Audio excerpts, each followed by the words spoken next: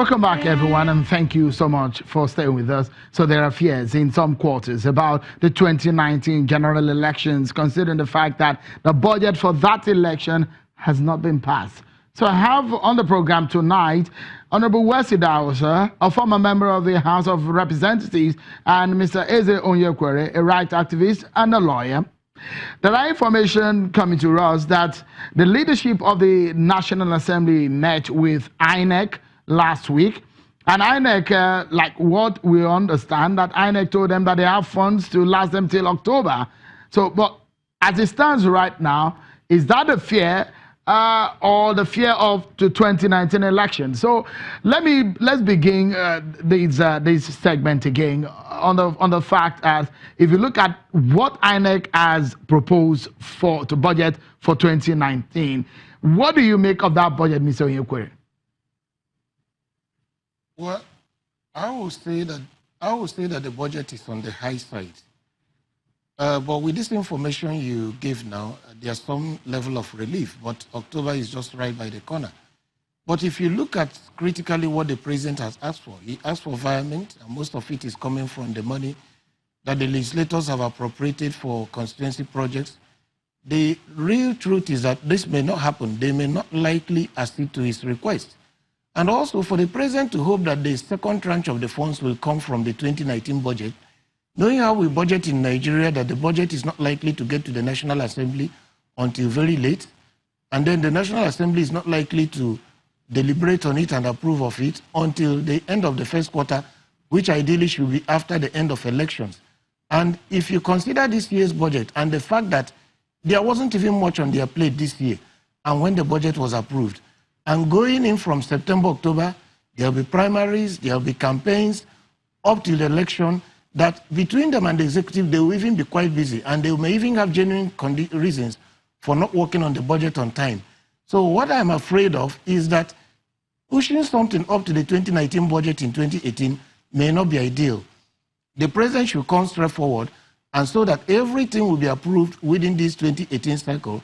And I suspect that the National Assembly may look for money from somewhere else outside of varying what they've already proposed for their constituency projects. And then in the event that the executive disagrees with that and refuses to assent to that, that's where the next problem starts.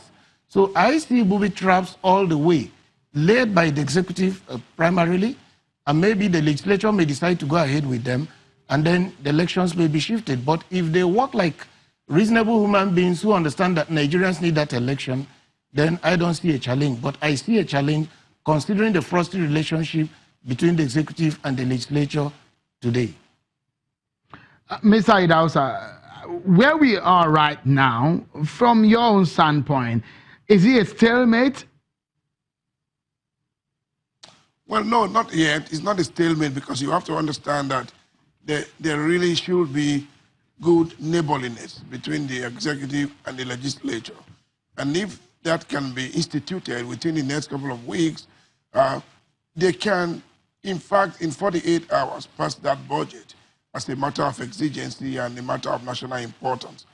But then, of course, if the relationship remains frosty, and you have a situation where you are trying to get the funds of the constituency projects of members, many of whom need this to campaign for their elections, many of whom may not come back and see this as a legacy. And at the end of the day, some of them claiming to be loyal to the executive, angling to remove their leadership. A situation of uneasiness will be created that will make it difficult for this election, for this election budget to be passed harmoniously. So my advice to the executive is stay away from National Assembly activities, allow your liaison officers to go in there and appeal to them and ensure that that sense of importance and urgency is whipped into them and get them to do what they should do. Mr. Onyekwere, 242 billion, and there are other monies that are being proposed for security, the DSS, the Office of the NSA. Is it strange for you? Yeah, I believe it's on the high side. I think some analysts have even found a whole lot of money for security dogs and all whatnot. It's like the highest amount we have so far had in the last couple of years since we've had elections. And of course, these agencies already have budgets from the 2018 appropriation.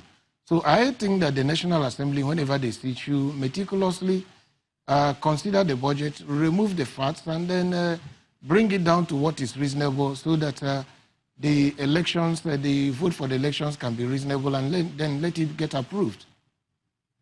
In 2011, we saw that on the day of that election, the election was postponed based on issues of logistics. We even understand that on that day, some materials were just arriving. Could we see this happen? Because a lot of people have challenged that, look, why do we even go outside of the country to print some of this ballot paper, to get some of these things that we're using for this election?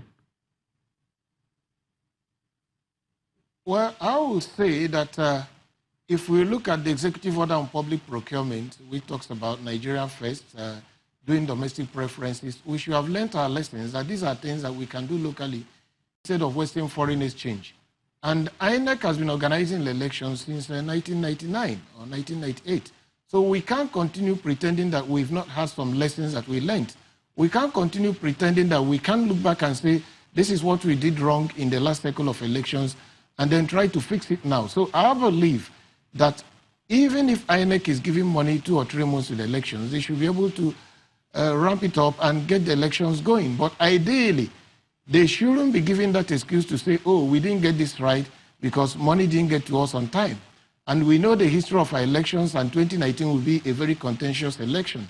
And there are a lot of challenges. So this excuse that we are likely to give to INEC, either for the elections to be postponed or for them to have reasons not to fix the logistics right, is not ideal. And I think it is because of the soured relationship between the executive and the legislature. But that's an unfortunate soured relationship, considering that both of them came from the same party.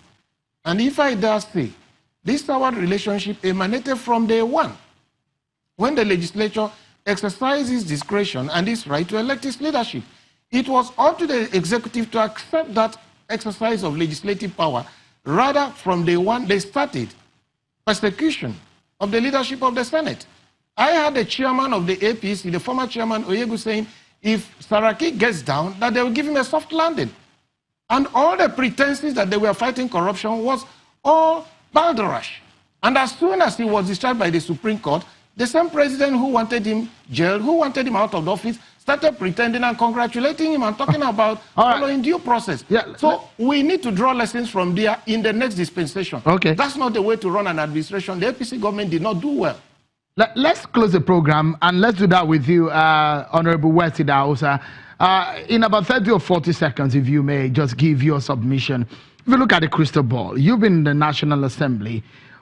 Senator Aline Dume, a few of the lawmakers have asked that they should reconvene. Do you think that that will happen?